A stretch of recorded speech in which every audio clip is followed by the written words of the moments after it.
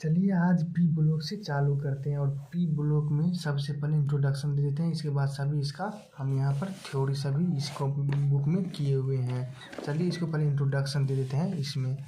चलिए ये जो होता है पी ब्लॉक ग्रुप 13 से चालू होता है और ग्रुप 18 तक जाता है। इसमें से देखिए ग्रुप 13 में जो एलिमेंट है बोरोन, एल्युमिनियम, गैलियम, इंडियम और टेलेनियम जो होता है, इसमें ग्रुप 13 को बोरोन फैमिली कहा जाता है। क्या कहा जाता है? ग्रुप 13 को बोरोन फैमिली कहा जाता है। उसी प्रकार ग्रुप 14 को कार्बन फैमिली कहा जाता है, क्योंकि इसमें कार्बन है। कार्बन से आप याद रखिएगा कार्बन फैमिली। ग्रुप 15 को नाइट्रोजन है तो इसको निकोजन ग्रुप कहा जाता है। निकोनोजन नहीं है, पी यहाँ पर साइलेंट होता है। यहाँ पर एक मिनट देख लीजिए, पी क्या होता है? साइलेंट होता है। तो ये निकोजन ग्रुप का होता है, 15 वाले निकोजन ग्रुप। जबकि 16 वाले ग्रुप जो है उसे चेलकोजन ग्रुप कहता है। ग्रुप 16 को चेलकोजन ग्रुप कहते हैं। उसी प्रकार ग्रुप 17 को हेलोजन ग्रुप कहते हैं। क्या कहते हैं? ग्रुप 17 को हेलोजन ग्रुप। उसी प्रकार ग्रुप 18 को नोबल गैस कहते हैं। क्या कहते हैं? Noble gas. आपको कोई पूछ देगा, जैसे मान लीजिए फास्फोरस किस ग्रुप का है, तो आप सीधा कह देंगे निकोजन ग्रुप या 15 ग्रुप का है। ये चलिए आप ये सभी ग्रुप के बारे में समझ गए, कौन किसको क्या ग्रुप कहते हैं। अब चलिए इसका प्रॉपर्टी और पूरा इन डिटेल चर्चा करते हैं इसमें। तो यहाँ पर चलिए अब चर्चा सबसे चालू करते हैं पी ब्लॉक। तो पी ब्लॉक है क्या? तो देखिए पी ब्लॉक में यहाँ पर मेटल भी है, नॉन मेटल भी है। एक ऐसा ही पी ब्लॉक है जिसे मेटल, नॉन मेटल, मेटेलॉइड सभी प्रकार के आइटम इसमें प्रेजेंट है। तो चलिए कहता है कि मेटल जो होता है, मेटल इलेक्ट्रिकली कंडक्टिविटी होता है। मेटल जितनी भी, जैसे एल्युमिनियम हो गया, ये सिल्वर, ये सब क्या होता है? ये सब मेटल कंडक्टिविटी होता है। इसे इलेक्ट्रिकल पास हो सकता है, थ्रू इसे पास होता है। और ये मैग्नेटिक कंडक्टिविटी से मैग्नेट भी पास होता है। और ये डक्टाइल नेचर का है। डक्टाइल कहने का मतलब जब इसको हथौड़े से वार किया जाता है तो ये नमर सकता है, यानी फैलने की इसकी क्षमता होती है। चलिए कुछ इंपॉर्टेंट बात जो हर जगह पूछा जाएगा आपसे।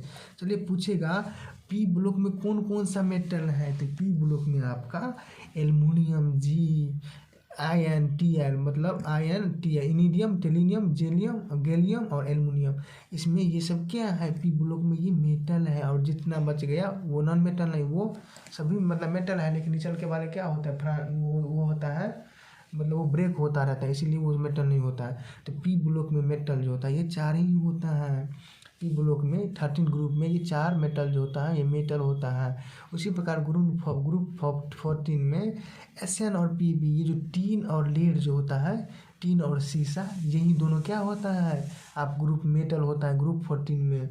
ग्रुप 15 में जो होता है बिस्मिथ जो होता है ग्रुप 15 में, ये आपका मेटल होता है। उसी प्रकार ग्रुप 16 में पूछेगा तो ये पूछिए, बोल दीजिएगा पोलोनियम जो होता है, पोलिनियम, ये पोलिनियम क्या होता है? मेटल होता है। अब चलिए अब आपसे कोई पूछेगा, ये बात याद रखिएगा, बहुत इंपॉर्टेंट है, हम एक पेज में लिख दें ताकि आपको आसानी होगा याद करने में। कोई ऐसे पूछ देगा पोलोनियम क्या है, मेटल या नॉन मेटल, तो सीधा कर दीजिएगा मेटल है। क्या है? ये मेटल है। और किस ग्रुप से है? तो 16 ग्रुप से बिलोंग्स करता है। अब चलिए मेटेलॉइड्स करते हैं चर्चा। किसका? मेटेलॉइड्स का। तो मेटेलॉइड्स क्या होता है? तो कहता है कि मेटेलॉइड्स वो होता है जिसमें मेटल और नॉन मेटल का दोनों का गुण पाया जाता है, उसे ही मेटेलॉइड कहते हैं। तो ग्रुप 14 में है एस आई और जी जो होता है ये मेटेलॉइड होता है। ग्रुप 14 में एस आई और जी ये मेटेलॉइड होता है जिसमें दोनों का गुण पाया जाता है। उसी प्रकार ग्रुप 15 में ए एस और एस बी जो होता है इसमें भी मेटेलॉइड का 15 ग्रुप में पाया जाता है। उसी प्रकार ग्रुप 16 में एस ई टी, ये जो एस जो होता है ये सेलेनियम होता है और टी जो होता है ये टेलेनियम होता है। इस दोनों में भी मेटेलॉइड की चर्चा होता है, मेटेलॉइड का गुण पाया जाता है। चलिए यहाँ पर आप अगला बात करते हैं। कहता है कि पी ब्लॉक एक ऐसा ब्लॉक होते हैं जिसमें मेटल, नॉन मेटल सभी तीनों पाया जाता है। कहता है कि पी ब्लॉक इसका नाम इसलिए पड़ा क्योंकि इनके सभी सेलों का लास्ट इलेक्ट्रॉन में पी सब सेल में इंटर करता है। क्या हुआ? कहा कि इसका पी ब्लॉक नाम इसलिए रखा क्योंकि इसका जो लास्ट इलेक्ट्रॉन जो होता है, जैसे यहाँ पर देखिए फास्फोरस कहीं ड्रॉ किए हैं तो 1s², यहाँ पर देखिए यहाँ पर यहाँ पर देखिए, जैसे फास्फोरस है, इसका जो हम क्या करें इलेक्ट्रॉन कॉन्फ़िगरेशन निकाले तो क्या है 1s² 2s² 2p6 3s² 3p2। तो यहाँ पर देखिए जो लास्ट इलेक्ट्रॉन है क्या क्या पी सब शेल में जाता है। उसी प्रकार नाइट्रोजन के निकाले, यहाँ पर देखिए नाइट्रोजन का 7 होता है तो 1s² 2s² 2p3। तो यहाँ पर देखिए नाइट्रोजन का भी लास्ट इलेक्ट्रॉन जो है पी सब शेल में जा रहा है, तो इसीलिए इसको क्या कहते हैं, इसको जो कहते हैं पी ब्लॉक कहते हैं। पी ब्लॉक का जनरल फार्मूला होता है, पी ब्लॉक का जनरल फार्मूला जो इलेक्ट्रॉन कॉन्फ़िगरेशन का जनरल फार्मूला होता है NS² क्या होता है NS² Np 12 होता है, ये होता है इसका जनरल फार्मूला NS²। यहाँ पर क्या होता है NS² 1 to 6 तक होता है, 1 to 6 तक इसका जनरल फार्मूला होता है। चलिए आगे चर्चा करते हैं और यहाँ पर चलिए चालू करते हैं आइसोटोप। आइसोटोप किसे कहता है, कहते हैं कि same atomic number but different atomic mass. Atomic number क्या होना चाहिए, सेम होना चाहिए। जैसे नाइट्रोजन, यहाँ पर नाइट्रोजन है तो नाइट्रोजन का क्या होता है एटॉमिक नंबर 7 होता है, और इसी का नाइट्रोजन क्या होता है 7 होता है। एटॉमिक नंबर दोनों का सेम है बट इसका जो मास नंबर है 14 और 15 होता है, तो ये दोनों आपस में क्या है आइसोटोप। आइसोटोप कहने का मतलब same atomic number but different atomic mass, mass इसका दोनों का डिफरेंट है। उसी प्रकार हाइड्रोजन का 3 आइसोटोप होता है। ये देखिए 1H1 1H2 1H3, ये क्या है H है, इस प्रकार से ये H है। तो ये क्या है, इसका तीनों का एटॉमिक नंबर सेम है, 1 ही 1 है, जबकि मास नंबर 1 2 3 इसका तीनों का घट ये है। तो ये तीनों आपस में क्या होगा आइसोटोप होता है। चलिए और कुछ इम्पोर्टेंट बात करते हैं। कहता है ग्रुप 15 में ऊपर से नीचे जाने पर एटॉमिक साइज बढ़ता है और रेडियस भी बढ़ेगा, बॉइलिंग पॉइंट भी बढ़ता है, मेल्टिंग पॉइंट और डेंसिटी बढ़ता है। चलिए एक ही पॉइंट में देखिए कितना पॉइंट हम चर्चा कर चुके हैं। कहता है ग्रुप में ऊपर से नीचे आने पर, ऊपर से क्या होता है, ऊपर से जब ग्रुप में देखिएगा जैसे नाइट्रोजन के, जैसे यहाँ पर देख लीजिए कहता है क्या, जैसे ग्रुप है ये यहाँ का है जैसे नाइट्रोजन का है, तो कहता है कि जब ऊपर से नीचे जाइएगा तो साइज बढ़ता जाएगा। तो साइज बढ़ता जाएगा क्यों, यहाँ पर देखिए नाइट्रोजन का एटॉमिक नंबर 7 है, जबकि फास्फोरस का 15 है, आर्सेनिक का कितना है, आर्सेनिक का 33 है। तो क्या है नीचे जाने पर साइज बढ़ रहा है। जब साइज बढ़ेगा तो वो ज़्यादा जगह भी छेकेगा, क्या करेगा वो ज़्यादा जगह भी छेकेगा, जिससे कारण उसका डेंसिटी भी ज़्यादा हो जाएगा। चलिए एक एग्जांपल से करते हैं। जैसे यहाँ पर क्या है नीचे से ऊपर जाने पर, नीचे से मतलब ऊपर से क्या होता है नीचे जाने पर साइज बढ़ता है। जब साइज बढ़ेगा, यहाँ पर देखिए साइज बढ़ेगा तो क्या पड़ेगा डेंसिटी यानी जगह भी ज़्यादा छेकेगा, साइज भी बढ़ेगा, इसका रेडियस भी बढ़ेगा। जैसे ये छोटा है, छोटा इसका रेडियस आएगा, जबकि ये साइज बड़ा हो जाएगा तो इसका रेडियस बड़ा हो जाएगा। तो वही कह रहा है एटॉमिक साइज भी बढ़ेगा, इसका रेडियस भी बढ़ेगा और बॉइलिंग पॉइंट भी बढ़ेगा। जैसे मान लीजिए 1 kg नाइट्रोजन है और नीचे जाने पर 2 kg का कोई कंपाउंड हो गया, तो 2 kg को ज़्यादा मतलब उसको ज़्यादा हीट देना पड़ेगा ना उसको बॉइलिंग पॉइंट पर जाने के लिए। साइज बढ़ेगा तो मास बढ़ेगा तो बॉइलिंग पॉइंट भी बढ़ता है। तो इसीलिए कहता है ग्रुप ऊपर से नीचे जाने पर, मतलब ऊपर से नीचे जाने पर जब साइज बढ़ेगा तो उसी प्रकार एटॉमिक साइज भी बढ़ेगा, रेडियस भी बढ़ेगा, बॉइलिंग पॉइंट भी बढ़ेगा, मेल्टिंग पॉइंट भी बढ़ेगा, डेंसिटी करने का जगह भी ज़्यादा छकेगा। ऊपर में जैसे नाइट्रोजन छोटा है 7 ही इलेक्ट्रॉन है और नीचे जाने में फास्फोरस 15 है, तो 15 की ज़्यादा होगा तो डेंसिटी भी ज़्यादा छकेगा, जगह भी ज़्यादा छकेगा। तो वही कहता है, तो याद रखिएगा। देखिए एक ही पॉइंट में कितनी बात को चर्चा कर चुके हैं। और चलिए अगला पॉइंट्स कहते हैं। कहता है कि साइज ऑफ SB और BI is similar due to interaction of D and F blue. कहता है यहाँ पर देखिए SB और BI का साइज करीब करीब इस दोनों का जो होता है ना SB और BI इन दोनों का जो साइज होता है करीब करीब दोनों का साइज क्या होता है सेम होता है। किसके कारण, कहता है कि D and F ब्लू का इंट्रोडक्शन के कारण। वो चलिए हम आगे चर्चा करेंगे, अभी जो है वो प्ले कर लेते हैं। तो वो कहता है जैसा है कि एलिमेंट दिया गया नाइट्रोजन, फास्फोरस, आर्सेनिक, SB और BI ग्रुप 15 का। तो कहता है कि एटॉमिक रेडियस, तो कहता है हम जानते हैं ना, कहता है इंक्रीज डाउन द ग्रुप, मतलब यहाँ पर एटॉमिक रेडियस जो होगा क्या होगा नीचे से ऊपर जाने पर, नीचे से मतलब ऊपर से नीचे जाने पर क्या होगा, ऊपर से अगर नीचे आएंगे तो साइज बढ़ेगा, साइज बढ़ेगा तो एटॉमिक रेडियस भी बढ़ेगा। यहाँ पर एक चलिए किताब फिर से दिखा देते हैं आपको पीरियोडिक टेबल। कहने का मतलब हो गया जैसे बोरोन है, बोरोन में 5 कार्बन है तो ये छोटा एटॉमिक होगा, मतलब छोटा इसका मास होगा, छोटा इसका रेडियस होगा। ग्रुप 30 मतलब जैसे मान लीजिए एल्युमिनियम आएगा तो 13 इलेक्ट्रॉन है तो इसका बड़ा में हो जाएगा, तो बड़ा जब होगा तो इसका रेडियस ही बड़ा हो जाएगा ना। देखिए यहाँ पर ग्रुप नीचे ऊपर से नीचे जाने मतलब नीचे से ऊपर मतलब ऊपर से नीचे आने पर क्या होता है, साइज बढ़ता है। साइज बढ़ेगा तो रेडियस भी बढ़ेगा। भाई ये छोटा है, ये क्या हो धीरे धीरे बढ़ रहा है, तो क्या है रेडियस इसका बढ़, इसका रेडियस कुछ होगा, इसका रेडियस कुछ होगा, और इसी प्रकार रेडियस बढ़ता है। जब रेडियस बढ़ेगा तो साइज बढ़ेगा, तो साइज बढ़ेगा तो डेंसिटी यानी ज़्यादा जगह छेकेगा। तो नीचे से मतलब ऊपर से नीचे जाने पर क्या होता है, डेंसिटी भी इंक्रीज होता है। उसी प्रकार मेल्टिंग पॉइंट इंक्रीजिंग मतलब कहता है कि मेल्टिंग पॉइंट भी होता है, क्या करता है, इंक्रीज करता है। उसी प्रकार बॉइलिंग पॉइंट भी क्या करता है, डाउन मतलब ग्रुप ऊपर से नीचे जाने पर, ऊपर से नीचे जब मतलब ऊपर से नीचे की तरफ जाइएगा तो बॉइलिंग पॉइंट भी क्या होगा, इंक्रीज होगा। अब चूँकि चलते एक पॉइंट कर लीजिए यहाँ पर, पैकिंग एफिशिएंसी क्या होता है, एक बात समझ लीजिए। कहता है कि इसका मतलब हुआ कि कोई सॉलिड आइटम कितना पैक्ड है, यानी कोई कितना इसका मॉलिक्यूल ज़्यादा सटा हुआ है। जैसे पुल ऐसे रुइयाँ जिसे कहते हैं, रुइयाँ और एक किलो के ईंटा, 1 किलो का रुइयाँ, तो ईंटा में सब मॉलिक्यूल्स क्या है, बहुत ज़्यादा सटा हुआ है। जबकि उसी प्रकार रुइयाँ में जो होता है, रुइयाँ 1 किलो में बहुत हटा होता है। तो इसीलिए पैकिंग एफिशिएंसी ईंटा जैसे हो, इसका ईंटा और पत्थर होता है, इसका ज़्यादा हो जाएगा, जबकि रुई का बहुत कम हो जाएगा, क्योंकि इसका फोर्स ऑफ अट्रैक्शन वीक होता है और इसलिए पैकिंग एफिशिएंसी कम होगा उसका। चलिए आगे। अब चलिए कहता है boiling point is directly proportional to, boiling point जो होता है वान डर वाल फोर्स के डायरेक्टली प्रोपोर्शनल होता है, ऐसे बोलने के ज़्यादा प्रोपोर्शनल होता है। उसी प्रकार पोलैरिटी को होता है, पोलैरिटी क्या होता है वो आगे हम बताएंगे। चलिए यहाँ पर समझ लीजिए बॉइलिंग पॉइंट जो होगा वान डर वाल फोर्स के डायरेक्टली प्रोपोर्शनल, और एच बोलने का डायरेक्टली प्रोपोर्शनल, पोलैरिटी का डायरेक्टली प्रोपोर्शनल। यानी वान डर वाल फोर्स जितना ज़्यादा अधिक होगा उसका बॉइलिंग पॉइंट भी उतना इंक्रीज होगा। एच बोलने जितना मजबूत होगा, स्ट्रॉन्ग होगा, उसका बॉइलिंग पॉइंट भी उतना बढ़ता जाएगा। अब चलिए ग्रुप नाइट्रोजन को याद करने का तरीका है, ना पी ऐसे सब के बीच, ना से हो गया नाइट्रोजन, पी से हो गया फास्फोरस, ऐसे से हो गया एस बी से हो गया सब के, यानी एस सब के मतलब हो गया Sb, अब बीच मतलब Bi हो गया। इसका नाइट्रोजन का एटॉमिक नंबर 7, इसका 50, इसका 33, इसका 51, इसका 83 होता है। चलिए नाइट्रोजन के ग्रुप यानी ग्रुप 15 का क्या करता है, इसका इलेक्ट्रॉन कॉन्फ़िगरेशन इनर्ट पेयर के अनुसार निकालते हैं। तब जब नाइट्रोजन को निकालेगा इनर्ट पेयर के अनुसार तो हीलियम 2s² 2p3 हो जाता है, क्योंकि नाइट्रोजन का वैलेंस इलेक्ट्रॉन 5 होता है तो 2s² 2p3 होता है। उसी प्रकार फास्फोरस का नियोन 3s² 3p3 हो जाएगा। उसी प्रकार आर्सेनिक हो जाएगा 3d10 4s² 4p3 होता है। आप कहिएगा ये कैसे निकालता है इनर्ट वाला, वो हम आगे कहीं बताएंगे।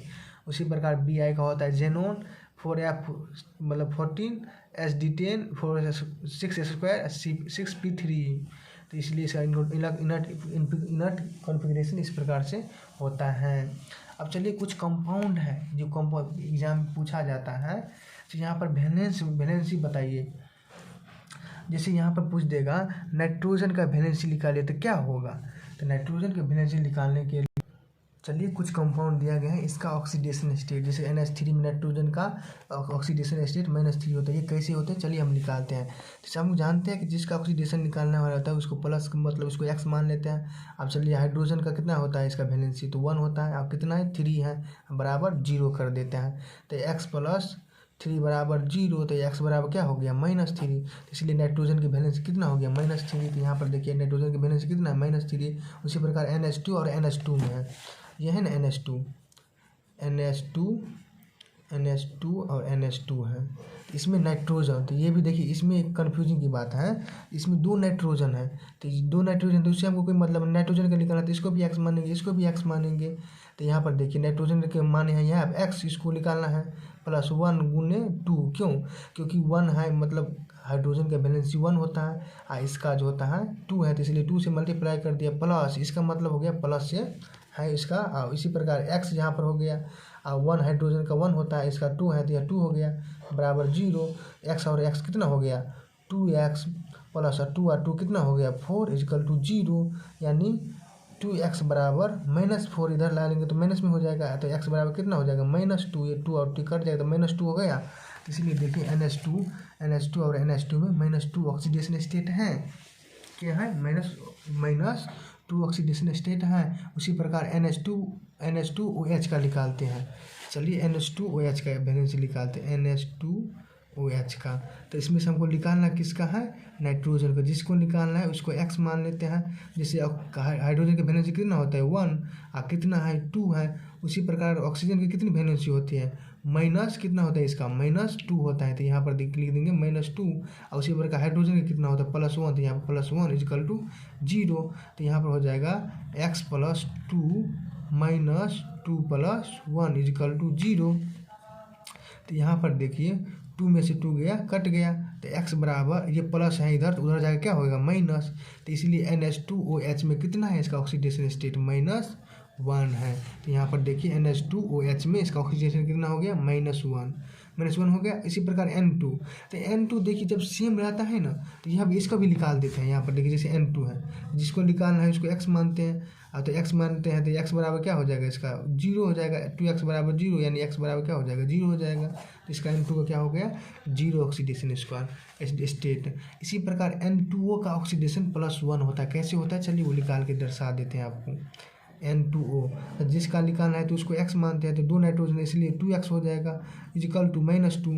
यहाँ पर ऑक्सीजन कितना होता है, -2 होता है। तो इसलिए -2 हो गया = 0। सीधा हो जाएगा 2x बराबर 2, यानी x बराबर क्या हो जाएगा 1। ये 2 और 2 कट जाएगा, x बराबर 1 हो जाएगा। तो N2O का कितना ऑक्सीडेशन होता है, +1 होता है।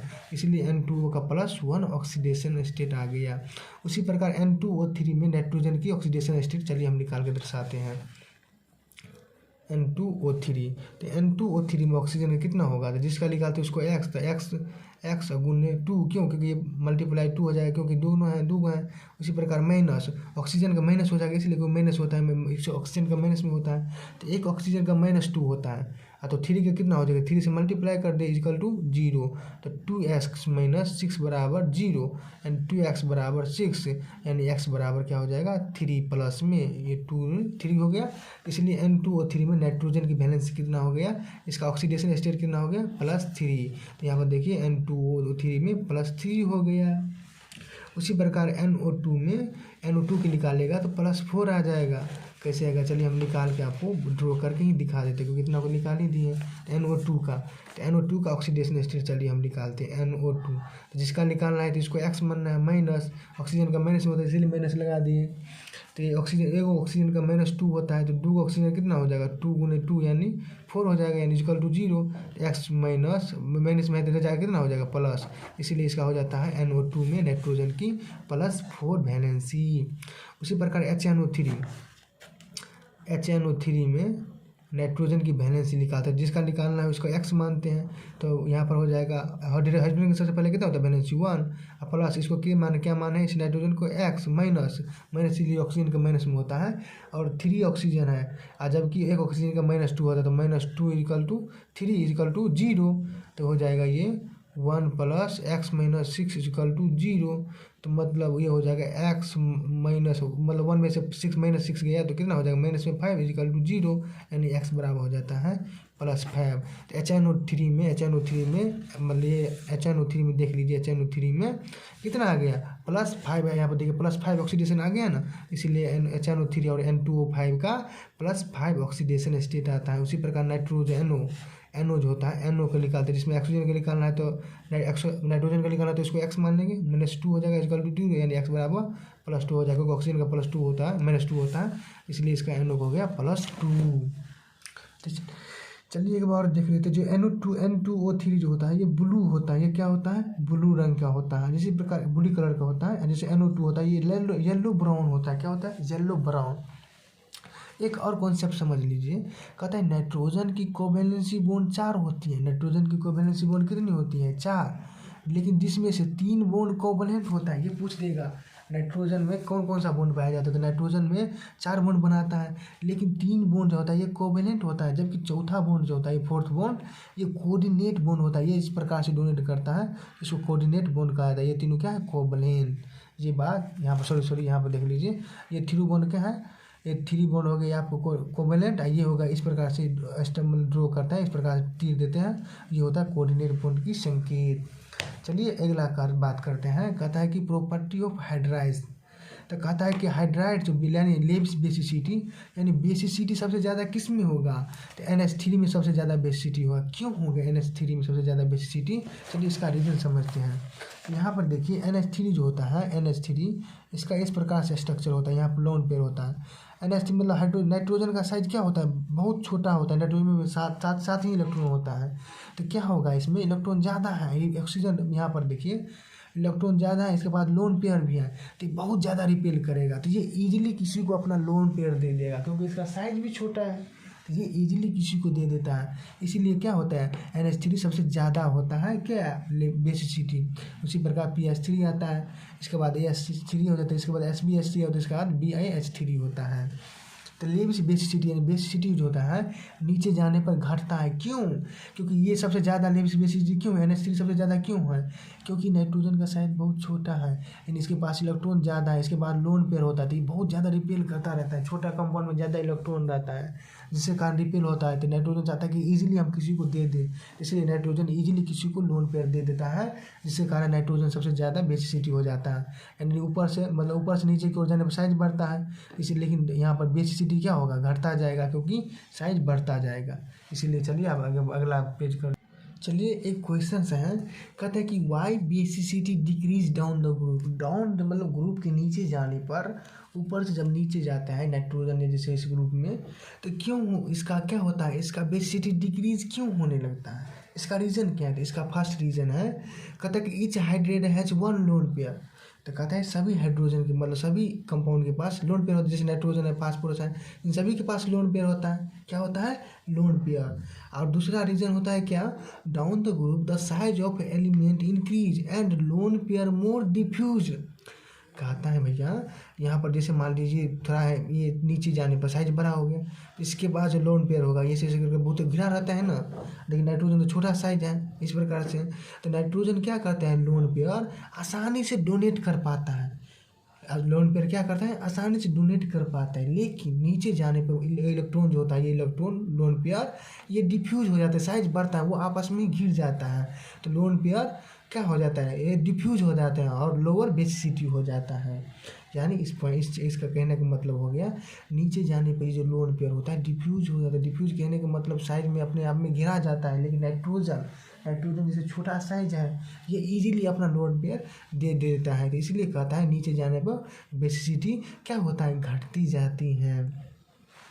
और चलिए एच बॉन्डिंग करते हैं, तो एच बॉन्डिंग कहते हैं, तो एच बॉन्डिंग जो है नीचे जाने पर भी डिक्रीज हो जाता है। क्यों एच बॉन्डिंग नीचे जाने पर डिक्रीज हो जाता है, क्योंकि नीचे जाने पर यहाँ आप जानते हैं ना, साइज जब बढ़ेगा, साइज जब बढ़ता है तो इलेक्ट्रोनिगेटिविटी क्या होता है, घटता जाता है।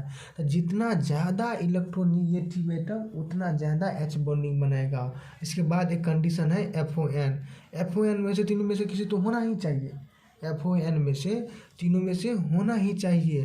तो यहाँ पर देखिए तो F तो है, FON में से N तो है, N तो यहाँ पर है और हाइड्रोजन भी है, तो FON में से एक होना चाहिए और हाइड्रोजन होना चाहिए।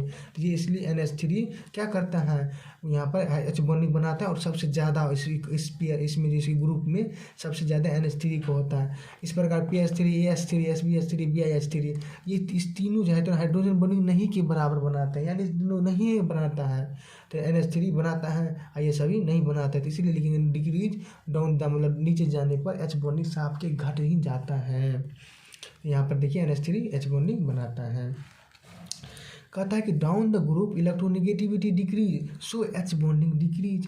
कहता है जितना ज़्यादा इलेक्ट्रोनिगेटिव एटम होगा वो उतना ज़्यादा एच बॉन्डिंग बनाएगा, लेकिन नीचे जाने पर साइज बढ़ता है तो इलेक्ट्रोनिगेटिव घटता जाता है, इसीलिए एच बॉन्डिंग भी डिक्रीज हो जाता है। कहता है कि H bonding depends on electronegative of element bonded of hydrogen. कहता है कि एच बॉन्डिंग इलेक्ट्रोनिगेटिविटी पर डिपेंड करता है। ये सब पॉइंट है, पूछता रहता है कि एच बॉन्डिंग किस चीज़ पर डिपेंड करता है, तो हम कहेंगे इलेक्ट्रोनिगेटिविटी आइटम पर। अब चलिए जानते हैं कि रिड्यूसिंग कैपेसिटी क्या होता है।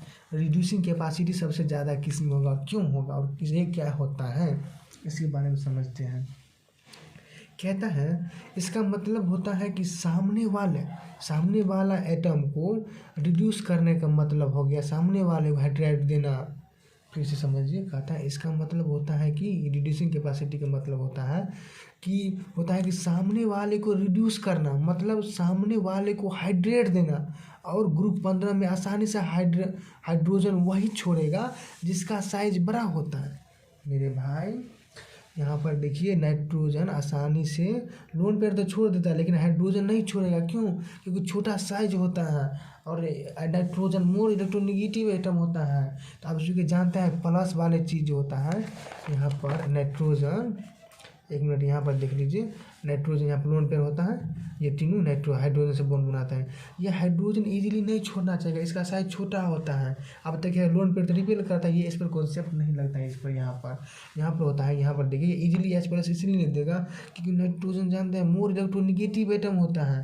तो ये होता है मोर, मतलब इलेक्ट्रोनेगेटिव एटम होता है, इसलिए इलेक्ट्रॉन को अपनी ओर खींचते हैं खूब ज़्यादा। तो हाइड्रोजन से खूब ज़्यादा इलेक्ट्रॉन खींचेगा। अब चूँकि जानते हैं प्लस वाले माइनस के साथ रहना पसंद करते हैं, उसी प्रकार यहाँ पर नाइट्रोजन खूब इलेक्ट्रोनेगेटिव एटम है, ये हाइड्रोजन मोर लेस होता है, तो इसलिए इसको अपनी ओर खूब खींचता है। तो कहता है कि इजीली तो ये छोड़ेगा नहीं, क्योंकि ये मोर इलेक्ट्रोनेगेटिव एटम है, जितना इलेक्ट्रोनेगेटिव ज़्यादा होगा वो H मतलब हाइड्रोजन को अपनी ओर बहुत ज़्यादा से खींचेगा। लेकिन वही साइज बढ़ने पर ये जो हाइड्रोजन का बॉन्ड होता है यहाँ पर देखिए छोटा होगा, जब साइज बढ़ेगा Sb का, तो इस प्रकार से बड़ा बड़ा बॉन्ड बन जाता है।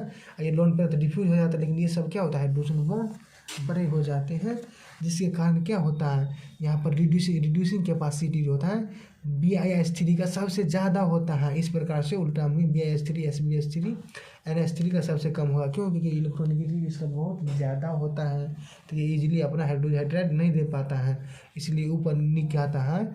Increase down the group, reducing capacity होता है नीचे जाने पर बहुत बढ़ता जाता है, क्योंकि ये इजीली BiH3 साइज बड़ा होता है, ये आसानी से अपना हाइड्रोजन क्या छोड़ देगा, लेकिन नाइट्रोजन नहीं छोड़ेगा आसानी से, क्योंकि वो हाइड्रोजन बॉन्ड बनाता है।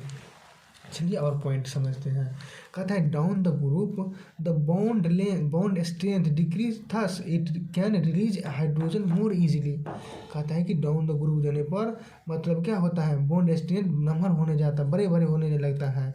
अब चूँकि जानते हैं ये देखिए, इतना बड़ा लाठी को तोड़ने में ज़्यादा दिक्कत होगा, लेकिन इतना बड़ा लाठी को तोड़ने में बहुत सिंपल होगा। जैसे ये पेन को कहेंगे तो नहीं तोड़ेंगे, जब उसी प्रकार इतना पतला ही लाठी देंगे, आप कुछ खरीदेंगे तो आसानी से तोड़ देंगे आप। तो वही कहता है नीचे जाने पर, ग्रुप के नीचे जाने पर हाइड्रोजन बॉन्ड क्या होता है, बॉन्ड स्ट्रेंथ यानी बॉन्ड का लेंथ जो होता है लंबा होता जाता है, और वो क्या करता है, इजीली वो हाइड्रोजन बॉन्ड दे देता है। चलिए हम N2O का सबसे कहते हैं मोस्ट रिड्यूसिंग, कहता है कि मोस्ट रिड्यूसिंग एजेंट मतलब होता है जो है मोस्ट रिड्यूसिंग कैपेसिटी BiH3 में ज़्यादा होता है, क्योंकि इसका साइज बड़ा होता है, ये इजीली दे देता है। और चले हम जानते हैं N2O का स्ट्रक्चर। N2O का इस प्रकार से इसका स्ट्रक्चर होता है, N डबल बॉन्ड O यहाँ पर हो गया N2O का। उसी प्रकार NO का होता है, NO जो होता है ये आपस में ट्रिपल बॉन्ड की तरह डबल बॉन्ड बनाता है, एक डाइसिड बनाता है। इसी प्रकार N2O3, तो यहाँ पर N है, यहाँ पर डबल बॉन्ड, इस प्रकार से इसका स्ट्रक्चर होता है। उसी प्रकार N2O4 जो होता है ये नाइट्रोजन में सिंगल बॉन्ड, यहाँ पर डबल बॉन्ड, यहाँ पर एक का पार्शियल डबल बॉन्ड, तो इसीलिए ऑक्सीजन का भी पूरा हो जाता है। इस प्रकार यहाँ पर भी हो जाता है। इसी प्रकार N2O5, इस प्रकार से nitrogen double bond oxygen single bond ON और डबल बॉन्ड इस प्रकार इससे जुड़ा रहता है। ये जो पार्शियल डबल बॉन्ड कहने का मतलब ये थोड़ा मोड़ा ये अपना डबल बॉन्ड का कैरेक्टर यहाँ पर दिखाते हैं, इसलिए इस प्रकार से इसका स्ट्रक्चर ड्रॉ करते हैं। चलिए अगला क्वेश्चन को चर्चा करते हैं। अब चूँकि चालू करते हैं प्रिपरेशन मेथड। कहता है कि NH3 का प्रिपरेशन मेथड बताइए, कितने प्रकार से हम NH3 को प्राप्त कर सकते हैं। तो कहता है कि जब अमोनिया को आप वाटर से मिलाइएगा, अमोनिया क्या कीजिएगा, वाटर से मिलाइएगा, तब NH4 के होल टू और CO3 बनता है। आप ये कैसे बनेगा ये तो हम रीजन नहीं दे पाएंगे, लेकिन ये बन जाता है। कहता है कि जब अमोनिया को पानी से मिलाया जाता है, जब वाटर से मिलाते हैं तो NH4 के होल टू और CO3 बन जाता है। ये कैसे बन जाता है, NH4 के होल टू और CO3 बन जाता है। और जब इसी को हम हीट गरमाएंगे, हीट जब देंगे तो ये क्या होता है, NH3 में टूट जाता है और H2O में टूट जाता है, वाष्प होकर ऊपर जाता है, कार्बन डाइऑक्साइड गैस बन के ऊपर से दोनों उड़ जाते हैं और NH3 भी बन जाता है। फिर से समझिए, NH3 का बनाने का एक मेथड है, जब अमोनिया को वाटर से मिलाएंगे, अमोनिया कहने का मतलब ये जो है ये क्या है, यूरिया जिसे खाद कहते हैं, NH2 ये अमोनिया है। इसको जब आप हीट कीजिएगा मतलब H2O से मिलाइएगा तो NH4 के होल 2 और CO3 प्राप्त होता है। जब इसको आप हीट गरमाइएगा तो ये क्या होता है, NH3 में और H2 और CO2 में टूट जाता है। यहाँ से NH3 देखिए प्राप्त हो गया। अब तक रहेगा H2O प्राप्त हो गया, CO2 भी प्राप्त हो गया, उससे हमको कोई मतलब नहीं है। सबसे पहले हम ये देखेंगे NH3 यहाँ पर पूछे तो NH3 तो प्राप्त हो रहा है ना, तो यही होगा। ये NH3 का प्रिपरेशन मेथड है। अगला प्रिपरेशन मेथड है small scale synthesis. Small scale synthesis होता है, कहता है कि जब NH4Cl अमोनियम क्लोराइड को जब गरमाएंगे, NH4Cl को जब हीट करेंगे तो ये NH3 में और HCl में क्या हो जाता है, टूट जाता है। तो NH3 हो गया, एक H बच गया और Cl बनाकर HCl बना लेता है। जब इसको गरमाते हैं तो ये NH3 और HCl में कन्वर्ट हो जाता है।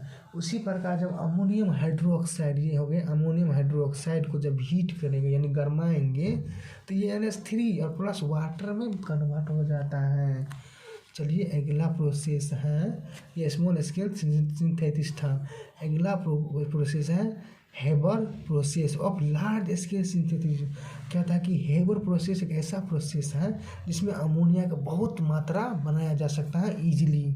तो ये लार्ज स्केल कहता है कि अमोनिया को किस प्रोसेस से बनाया जा सकता है, हेबर प्रोसेस से लार्ज स्केल में बनाया जा सकता है। चलिए कैसे बनाया जाता है ये चर्चा करते हैं। कहता है कि जब 1 मोल नाइट्रोजन को 3 मोल हाइड्रोजन से जब रिएक्ट कराते हैं तो यहाँ पर क्या बन जाता है, नाइट्रोजन क्या बनता है, नाइट्रोजन गैस 2NH3 बन जाते, बैलेंस करके बनाया है। जब नाइट्रोजन हाइड्रोजन के साथ रिएक्ट करता है तो 2 मतलब NH3 बनाता है और इसको बैलेंस कर देता है, 2NH3 बनाता है।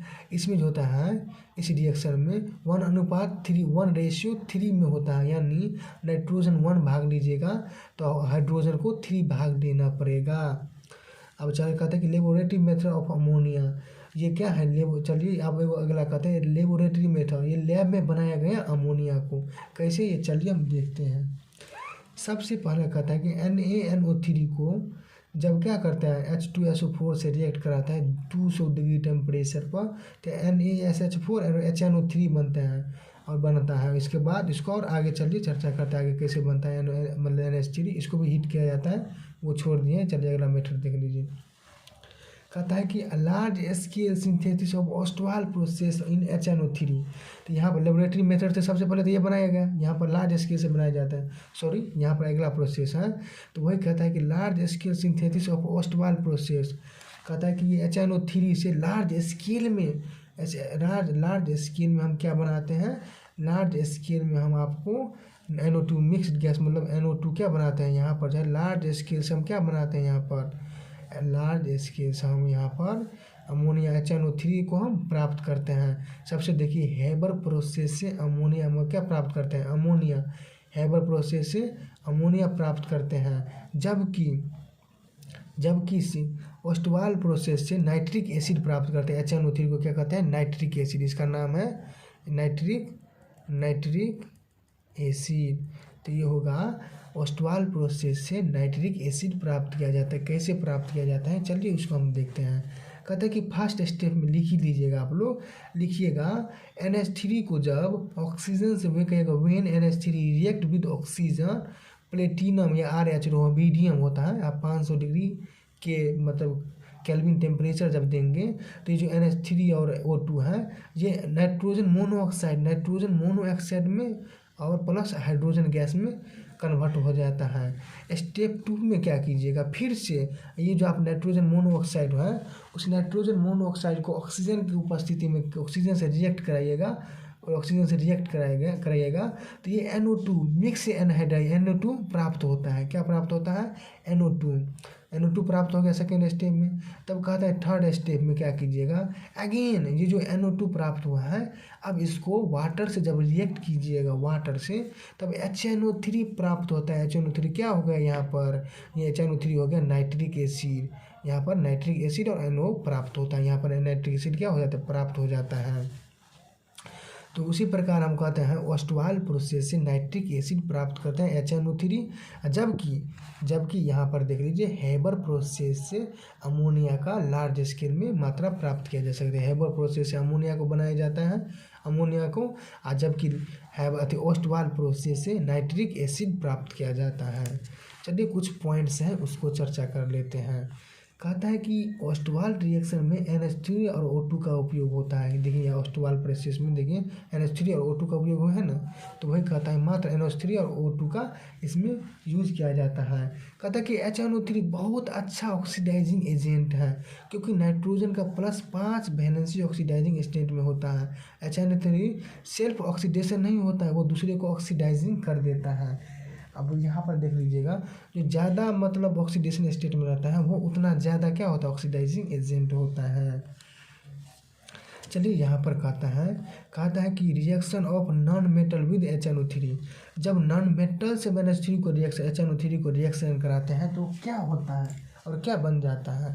तो यहाँ पर कहता है जब फास्फोरस को P4 ग्रुप में एग्जिस्ट करता है फास्फोरस को, जब अमोनिया नाइट्रिक एसिड से जब रिएक्ट कराते हैं नाइट्रिक एसिड से, तो ये क्या बनता है, तो ये NO2 गैस बनता है। NO2 गैस बनता है और H3PO3 बनता है। तो ये बताइए कि इसमें फास्फोरस को क्या हुआ है, तो फास्फोरस का ऑक्सीडेशन हुआ। ऑक्सीडेशन ये किसका क्यों हुआ, यहाँ पर फास्फोरस का 0 ऑक्सीडेशन स्टेट है। यहाँ पर फास्फोरस को जब निकालते हैं, चलिए यहाँ पर इसका वैलेंसी निकालते हैं। यहाँ पर इसका फास्फोरस का हम क्या करते हैं, इसका फास्फोरस का यहाँ पर H3PO3 है, PO4 है ना, इसका हम निकालते हैं क्या, वैलेंसी, ये जो ऑक्सीडेशन स्टेट निकालते हैं H3PO4, जहाँ पर फास्फोरस है डबल बॉन्ड ऑक्सीजन यहाँ पर OH, इस प्रकार से OH होता है। इसका ऑक्सीडेशन ये इसका स्ट्रक्चर होता है। ऑक्सीडेशन स्टेट चलिए निकालते हैं। तो फास्फोरस जैसे यहाँ पर किसका निकालना है ऑक्सीडेशन स्टेट, H3PO4, जिसका निकालना है उसको X मानते हैं। जैसे हाइड्रोजन है तो हाइड्रोजन 1×3 प्लस इसको हम X मानेंगे माइनस ऑक्सीजन का कितना होता है 2, जबकि 4 है तो इसका हो जाएगा माइनस में 8 = 0। तो यह हो जाएगा ऑक्सीडेशन स्टेट X -8, 3 में से -8 क्या, तो कितना हो गया -5 = 0, यानी X बराबर क्या हो गया +5। तो यहाँ पर देखिए +5 के रूप में आया ना, इसको फास्फोरस है ये +5 में आ गया, जबकि यहाँ पर कितना है 0 ऑक्सीडेशन स्टेट है। तो ये 0 से जब मतलब इसका मतलब क्या हुआ, ऑक्सीडेशन नंबर तो बढ़ा, 0 से 5 हो गए। जब ऑक्सीडेशन नंबर बढ़ेगा तो उसे ही कहता है क्या, ऑक्सीडेशन। यहाँ पर देखिए क्या हुआ, यहाँ पर फास्फोरस का 0 ऑक्सीडेशन स्टेट था, जबकि यहाँ पर फास्फोरस का +5 ऑक्सीडेशन हो गया। तो इसी को कहते हैं हम ऑक्सीडेशन। ऑक्सीडेशन मतलब ऑक्सीडेशन नंबर का बढ़ना, यहाँ पर 0 से 5 पर चला गया, इसलिए क्या हो गया, इसका ऑक्सीडेशन हुआ। यहाँ पर HNO3 का क्या हो गया, HNO3 का रिडक्शन हो गया। क्यों हो गया HNO3 का रिडक्शन, तो यहाँ पर नाइट्रोजन का +5 वैलेंसी है, यहाँ पर +5 क्यों है, यहाँ पर चलिए निकाल देते हैं HNO3 का +5 क्यों है, यहाँ पर निकाल देते हैं HNO3 है, इसमें नाइट्रोजन का निकालना है, जिसका निकालना है उसको X मानते हैं। यहाँ पर हाइड्रोजन है तो हाइड्रोजन का +1 कर देंगे, माइनस ऑक्सीजन का -2 होता है, 3 है तो 3 है तो इसका हो जाएगा -6 = 6 0। तो ये 1 में से 6 गया तो कितना हो गया, X - 5 हो गया = 0, यानी X बराबर क्या हो गया +5। इसका ऑक्सीडेशन स्टेट हो गया कितना, +5। तो यहाँ पर देखिए HNO3 का ऑक्सीडेशन स्टेट कितना है, +5 है। यहाँ पर कितना हो गया, NO2 में +4 हो गया, यानी इसका ऑक्सीडेशन नंबर क्या हो गया, कम। पहले +5 था, अब +4 हो गया, यानी एक कम हो गया ना, एक कम हो गया, तो इसीलिए इसका क्या हो गया, रिडक्शन। तो यहाँ पर देखिए जब फास्फोरस को जब HNO3 से रिएक्ट कराते हैं तो NO2 गैस बनता है और H3PO4 बनता है। यहाँ पर फास्फोरस का ऑक्सीडेशन होगा। आपको कोई पूछ देगा इस रिएक्शन में फास्फोरस का क्या हुआ, तो ऑक्सीडेशन क्यों हुआ, क्योंकि इसका ऑक्सीडेशन बढ़ा है। और नाइट्रोजन का क्या हुआ, रिडक्शन, क्योंकि इसका ऑक्सीडेशन घटा है। कहता है उसी प्रकार nitric acid act the oxidising agent. तो कहता है जब नाइट्रिक एसिड को हम I2 से रिएक्ट करेंगे यहाँ पर देख लीजिए, नब नाइट्रिक एसिड को कॉन्सेंट्रेशन HNO3 से जब रिएक्ट करेंगे तो ये NO2 प्राप्त होगा और HiO3 प्राप्त होगा। चलिए अगला रिएक्शन देखते हैं। अब चलिए फास्फोरस के बारे में चर्चा करते हैं। तो ये फास्फोरस जो है 2 टाइप्स का होता है, वाइट फास्फोरस और रेड फास्फोरस। चलिए इस दोनों के बारे में जान लेते हैं। कहता है कि वाइट फास्फोरस जो होता है single unit P4, white phosphorus जो है सिंगल यूनिट P4 के रूप में एग्जिस्ट करता है। कितने रूप में एग्जिस्ट करता है? P4 के रूप में एग्जिस्ट करता है। ये हाईली स्ट्रेंड होता है, ये हाईली आपस में स्ट्रेंड होता है और ये हाईली रिएक्टिव होता है। जब फास्फोरस को लैब में देखा गया तो ये इस प्रकार से, ये वाइट फास्फोरस इस प्रकार से एग्जिस्ट करता है। फास्फोरस इस प्रकार से बॉन्ड बनाया और यहाँ पर किसी से जुड़ जाएगा, यहाँ से किसी से जुड़ जाएगा। इस प्रकार से वाइट फास्फोरस होता है।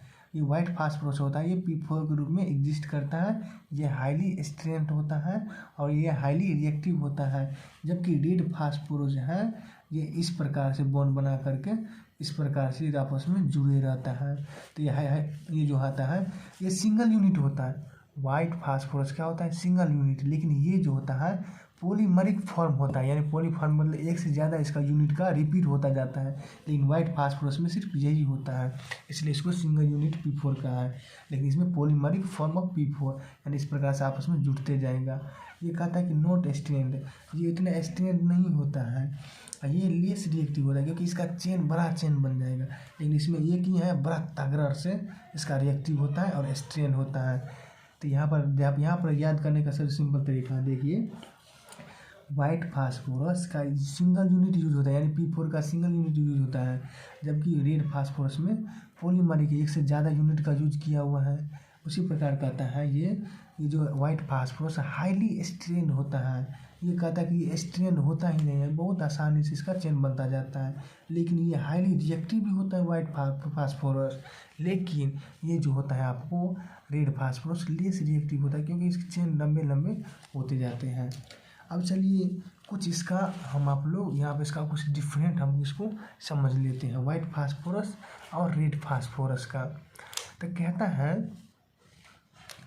है कि जब कहते वाइट फास्फोरस क्या होता है? इनसॉल्यूबल इन H2O। कहता है कि इनसॉल्यूबल इन H2O और soluble in CH2। White phosphorus जो होता है ये वाटर में सॉल्यूबल नहीं होता। ये पूछ देगा वाइट फास्फोरस किस चीज़ में सॉल्यूबल नहीं होता है, तो आप लिख दीजिएगा वाटर में सॉल्यूबल नहीं होता है।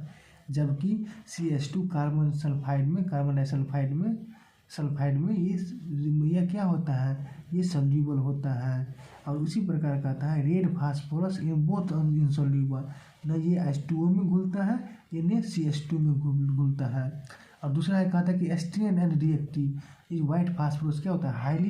हाईली यहाँ पर होगा, तो यहाँ पर लिख लीजिएगा highly strained and reactive. White phosphorus क्या होता है? हाईली रिएक्टिव होता है। जबकि वहाँ पर ये जो रेड फास्फोरस क्या होता है? लेस स्ट्रेंड और लेस रिएक्टिव होता है। चलिए अब अगला कहता है कि आप चलिए कुछ क्वेश्चन यहाँ कुछ इक्वेशन है।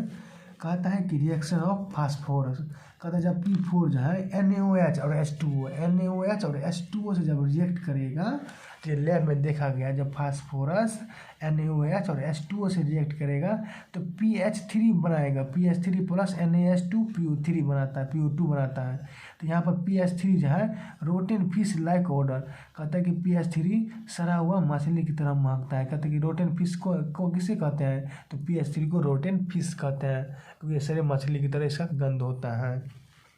उसी प्रकार फास्फोरस को S8 यानी सल्फर से जब रिएक्ट किया जाता है और हीट देकर, तो ये P4S3 में किया जाता है कि इसमें P4 और S3 का इसमें कन्वर्ट हो जाता है। इसका यूज मैच स्टिक, इसे कहता है कि मैच में जो स्टिक छड़ी बनाया जाता है ये खेलने के लिए, उसमें इसका यूज किया जाता है। चलिए अगला रिएक्शन है, जब फास्फोरस यानी P4 SOCl2 से जब रिएक्ट करता है, फास्फोरस SOCl2 से, ये PX5 बनाता है। क्या बनाता है? PX5। जब इसी PX5 को H2O की लिमिटेड में यानी कम लिमिट में H2O को इसमें प्रोवाइड किया जाता है तो ये POCl3 में बन जाता है। ये POCl3 में कन्वर्ट हो जाता है। फिर इसमें अधिक मात्रा में H2O मिलाते हैं तब ये आपको H3PO4 के रूप में कन्वर्ट हो जाता है। चलिए एक और प्रोसेस है H3PO4 का प्राप्त करने का। कहता है कि जब P4 को कॉन्सेंट्रेशन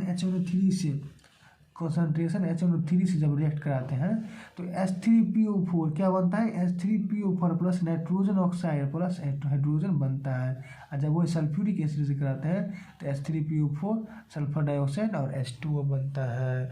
ये सब रिएक्शन आपको ध्यान में रखना ही पड़ेगा, नहीं तो बहुत आगे दिक्कत होगा। चलिए आगे करते हैं। अब चलिए फास्फोरस का कुछ कंपाउंड का नाम और उसका ऑक्सीडेशन स्टेट प्राप्त करते हैं, उसका निकालना भी सिखाते हैं।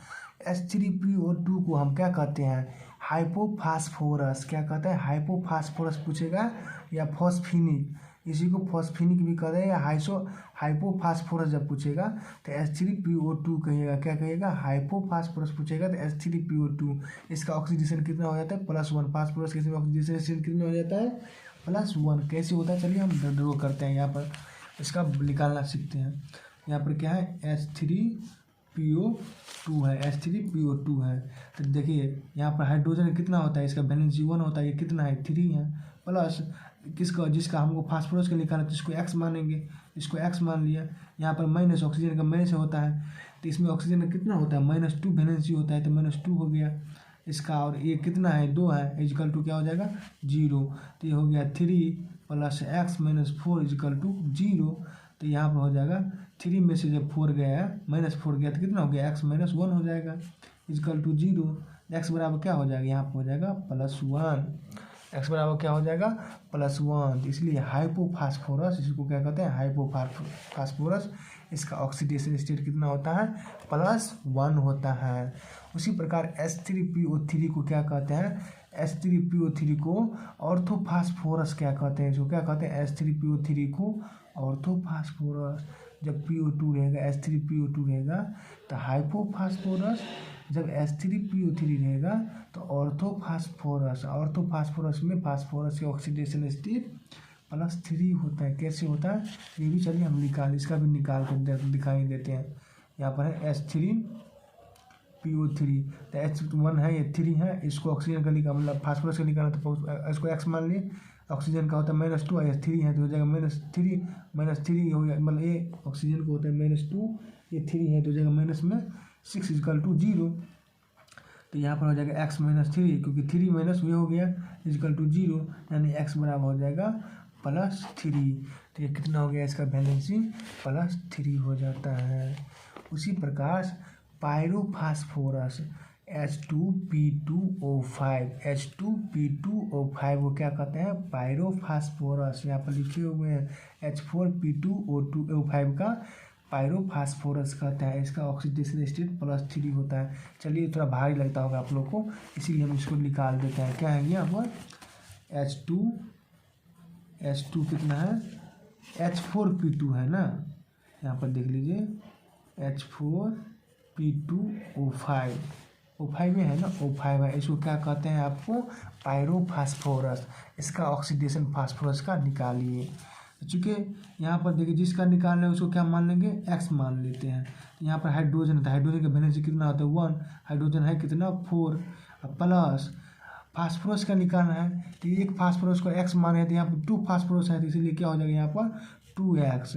यहाँ पर ऑक्सीजन का वैलेंसी कितना होता है, -2 होता है, इसीलिए ऑक्सीजन में -2। और है कितना, प्लस कितना है, ये 5 है तो इसीलिए 5 से मल्टीप्लाई कर लेंगे = क्या हो जाएगा, 0।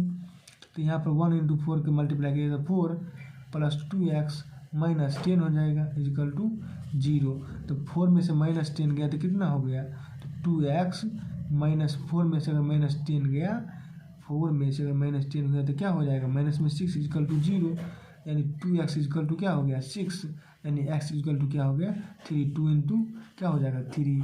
तो इसीलिए यहाँ पर जो होता है H4P2O5, इसका ऑक्सीडेशन +3 होता है। यहाँ पर देखिए H4P2O5 का ऑक्सीडेशन स्टेट कितना होता है, +3 होता है।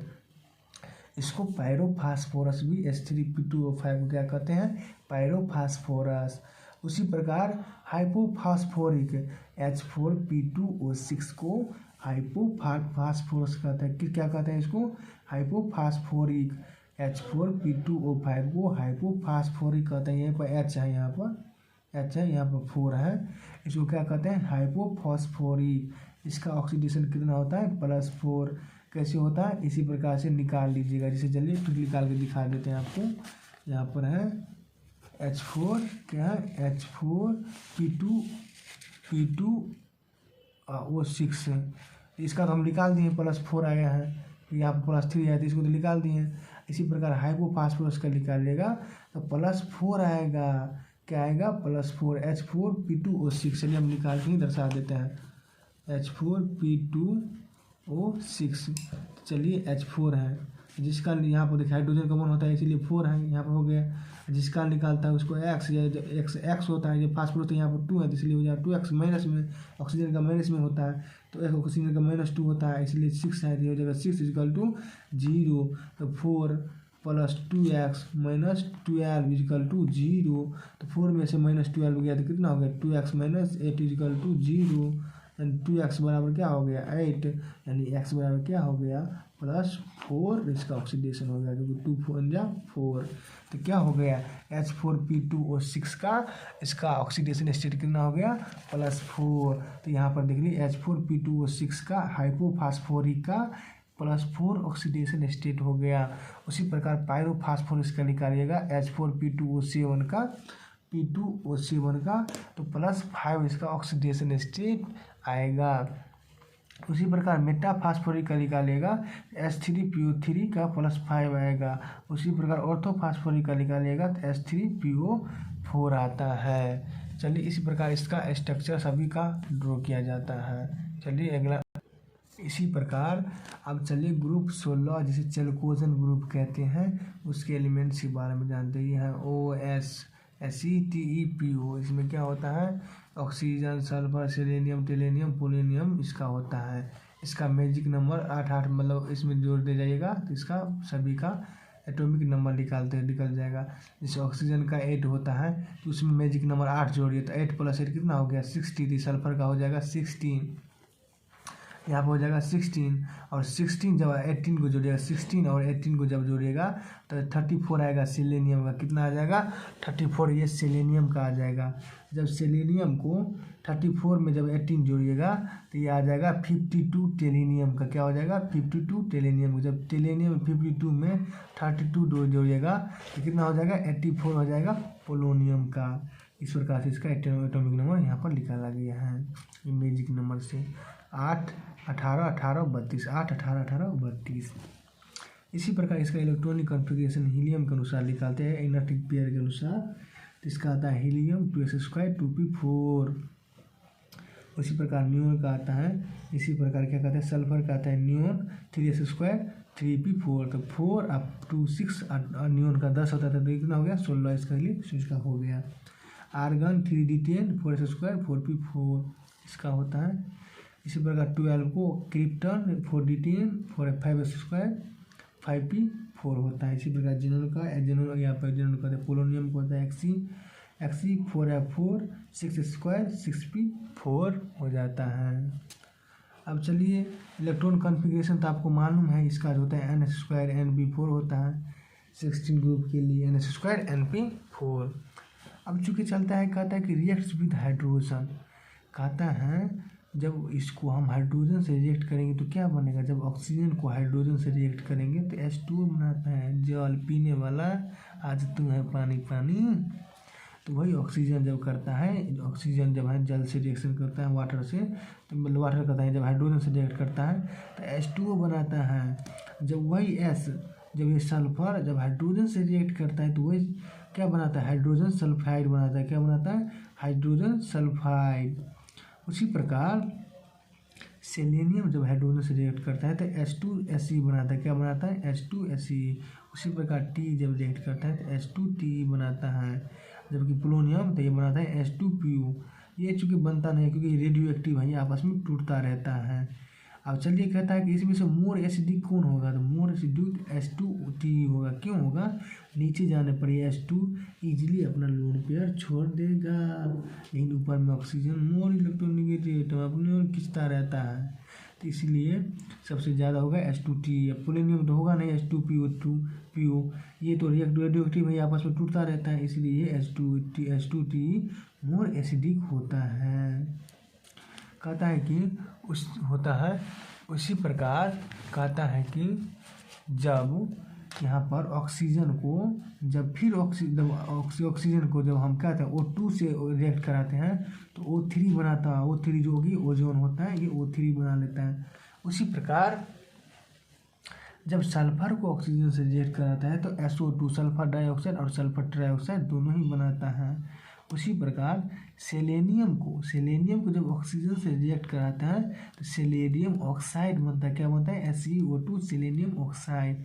उसी प्रकार टेलेनियम को ऑक्सीजन से रिएक्ट कराता है तो TeO2 बनता है, टेलेनियम ऑक्साइड बनता है। जब लेकिन पोलोनियम से रिएक्ट करता है ऑक्सीजन तो ये रिएक्ट नहीं करता है। क्यों? क्योंकि पोलोनियम जो होता है रेडियो एक्टिव होता है, इसलिए आपस में इसके साथ रिएक्ट नहीं कर पाता है। कहता है कि polonium PO not react with O2 because PO is radio active. क्या है? PO क्या है? PO पोलोनियम क्या है? रेडियो एक्टिव है, इसलिए आपस में टूटता ही रहता है, इसलिए वो रिएक्ट नहीं करेगा ऑक्सीजन से। अगला पॉइंट है SO is more often reducing than oxidising. कहता है कि SO2 बहुत मोर ऑक्सीडाइजिंग एजेंट होता है SO3 की तुलना में। चलिए आगे करते हैं।